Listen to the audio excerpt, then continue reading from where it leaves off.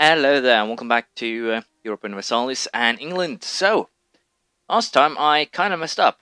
Portugal still had these two. I was pretty sure I took them, but since I went out and in of the peace deal, I guess I kind of didn't. But not really too much I can do about that right now. What we are going to do instead now is to see here who actually joins or leaves the military coalition.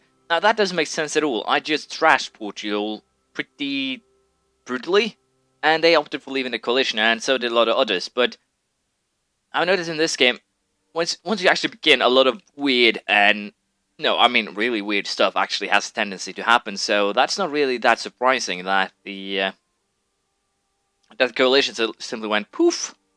But it's annoying. Also, the overextension is something that might have gone a little bit too rough on here. I am going to vassalize Galicia since I'm very close to get the Secretaries of State here, which gives them more diplomatic relations, and well, of course, it's going to take a little bit longer now. That's fine. Additional merchants I will also be getting. I will not be vassalizing Galicia though until I actually get on the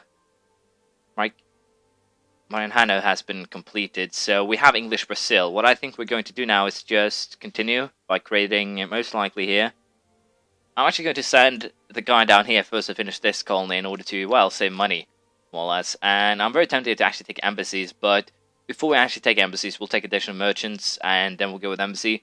Faster colonies here, global settlers plus 10 won't really help that much. It will be useful, of course, but it won't really help that much. And we currently will have 6 hard years ahead of us due to my, overextension problems. But I think it will be fine. We'll simply have to I'd wait and see how it goes. I guess we'll spend no expenses for once in order to get the diplomatic power that we need here.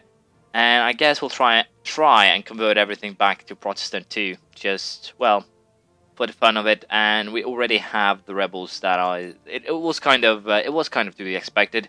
I'll keep the current troops I have on the island for the purpose of keeping everything at bay there. And of course, also I have the French here to actually back me up. That's also another reason why I'm actually optioned for going overextended here, and that is, of course, the fact that the French, the Scottish, and all of that will deal with a lot of my rebels for me. So I don't really have to do too much of myself here. I don't think we can beat those guys. To be perfectly honest, they might screw me over here. So I think what we're actually going to do is fetch this army as well and just join them up, and then we'll be shipping people wherever it would be necessary. Of course, I did a horrible mistake here in throwing everyone on the boat. But let's take them back home. Let's join up both armies, and then we'll try and lift the siege in Algarve. We'll see how it goes. We have gotten the additional merchants, which gives +2 diplomatic relations. Very good, very useful. And we also get that extra merchant. So where do I actually want to put this guy? I honestly do not know. To be perfectly honest, I think we'll actually just send him to... I think we'll actually just send him to Antwerpen. We'll probably get some more trade power there down the line. I'll probably also build ships, so it's not as a completely horrible idea as it might actually sound, but we'll see. I still, of course, have to deal with the rebels, and I can always rely on the Scottish here to help me, so that's quite nice. We'll see how it goes. Munster has been integrated, which is quite good. That means that I can now actually start with, trying to annex people, or get Galicia and Connaught, take both of these guys into the fold again, which of course is quite, to some degree important, really. And I think I'll actually keep these guys, because they will definitely most likely probably be useful. The French will deal with everything here, so I'm kind of tempted to get both Bragança and Portugal here, Bragança and Beira, for the sole purpose of actually allowing the French to walk, well, the entire distance. So I don't actually have to lose as many troops as I currently do to rebels. As you can see, I lost 10,000 men here to these rebels for, well, some reason. I don't really know why. But it's annoying, to say the least. We are going to ship these guys here to deal with the peasants, and that should be fine. I think I need to actually start adding some cannons here to my armies, and we'll do just that. I think we'll add yeah, we'll add 4 cannons to both the armies, and that should probably solve some of the problems in battle. On that, I'll just keep on the colonization effort here, and hopefully get rid of Portugal during next couple of wars. As long as they stay out of coalition, we'll probably declare as soon as the truce is up, I would presume, or we might actually wait until everything is cored, but it'll take a while. We'll see. We completed the mission for my alliance with Connacht, finally, and with that we can now choose a new mission, Royal Marriage with Galicia. I'll take that one. It's a fairly good mission, really. It more or less guarantees that I can peacefully vassalize these guys, but it also gives me some free diplomatic points, so I'm happy with that mission. I really am. Improve relations with Brittany, remove Maya, or create a proper fleet. I think we might as well improve relations with Brittany. I am still going to try, I think, to peacefully vassalize them in time. So improving relation is probably not a horrible idea, so to speak. We are also going to offer vassalization here very soon, but before we do that, let's get to improving relations, more or less. And we'll also offer vassalization here as soon as we can, which is now. And we can also try and mint more coins, or we can simply reduce inflation now, and we'll do just that. I am currently running kind of a deficit here thanks to losses, but as you can see, I can actually rely on Scotland here, so that is fine at least. We will go a little bit down in the army maintenance, and hopefully that will solve, well, some of my issues. It won't solve all of them, but at least some. And we'll just have to keep on waiting here for the course to be done. And I'm actually very tempted to just send, once the next colony is done here, which will most likely be this one, I'm very tempted to just send a colonist here in order to not have to get or core these two as well. And I'm pretty sure that I'll do just that. So it should be interesting to see how this continues. Have the Portuguese... No, they haven't actually created any more colonies. Oh, interesting. Are they colonizing this area then? I might have to check, but for now, we'll just try and wait for the course to be done. And I think potentially here I might actually try and... well, it's still quite a while before I can actually start the annexation of Scotland, so that's fine. I think I'll still try and save up enough money to get that extra diplomat, so that should be fairly alright. We'll see how it goes. Wow, a lot of bad things have just happened. First and foremost, the army that was stationed in Algarve got completely and utterly destroyed. In other words, I just lost 12,000 men. And to make matters worse, we have got an instability hit, we have lost the Holy See, and all of this happened within a month. That is the scariest part of it all. Of course, this means that I need to rebuild my my armies here, but even what is even worse, if you can imagine, is that I lost 12,000 men to rebels, and they basically lost nothing at all by doing so. I am the one who took all the losses here, so we're going to move this army back to Algarve, and hopefully I can make something work. But it's to some degree here. I'm actually kind of doubt. I kind of doubt I'll actually I'll be able to do anything.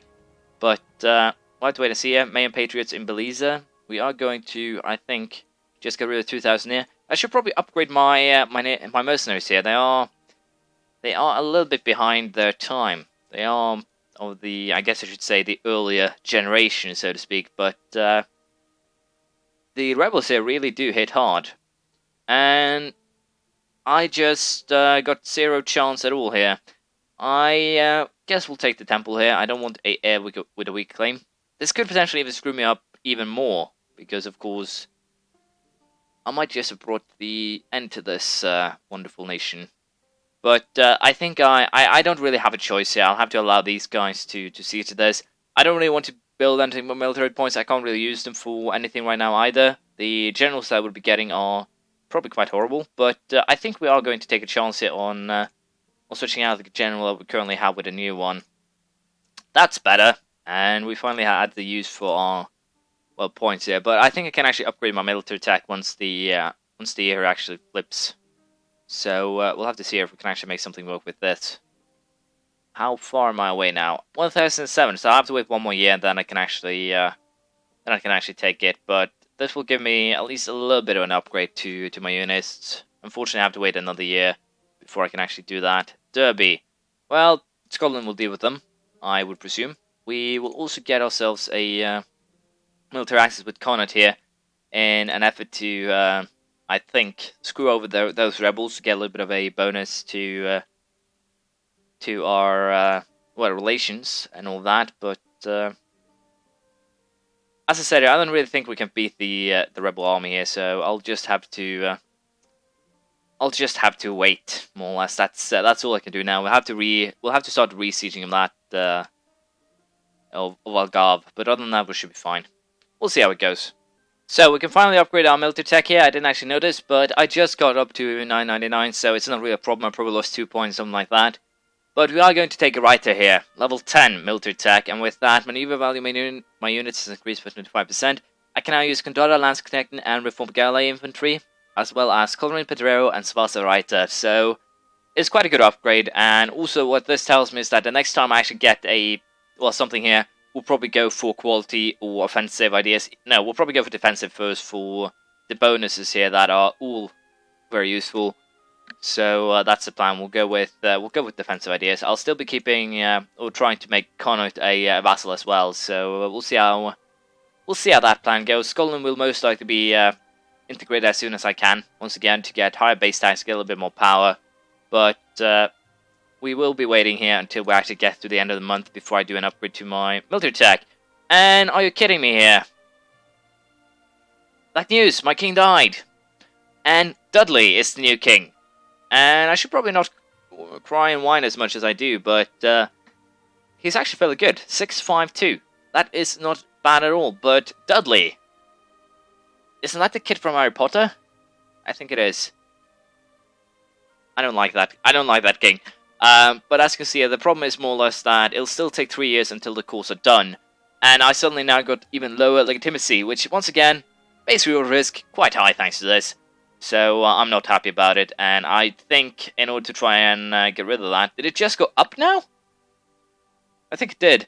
But let us go ahead here and actually spend a lot of our admin points just trying to lower the rebuff risk a little bit in order to make sure that we actually survive this. So let's go with Reform the Lance Connecting here. They seem to be the most, well, best suited. Svasarita, and of course we'll go with Pedreros, I think. Yeah.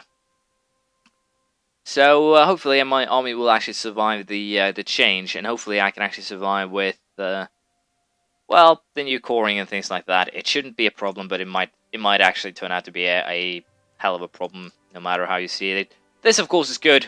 Please rise up in this area here. That would be wonderful, because the French will then kick your asses. So, but as I said, I'll keep on trying to get Connaught and Brittany to like me to the point where I can actually, well, vassalize them. We'll see how that plan goes.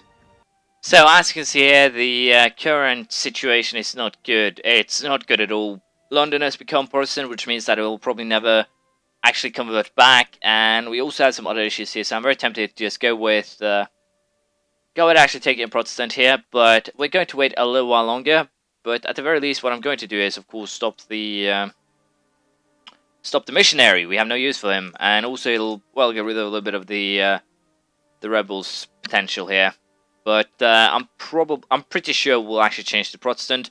Of course, it'll mean that France will like us less. That more or less all of our vassals will like us less.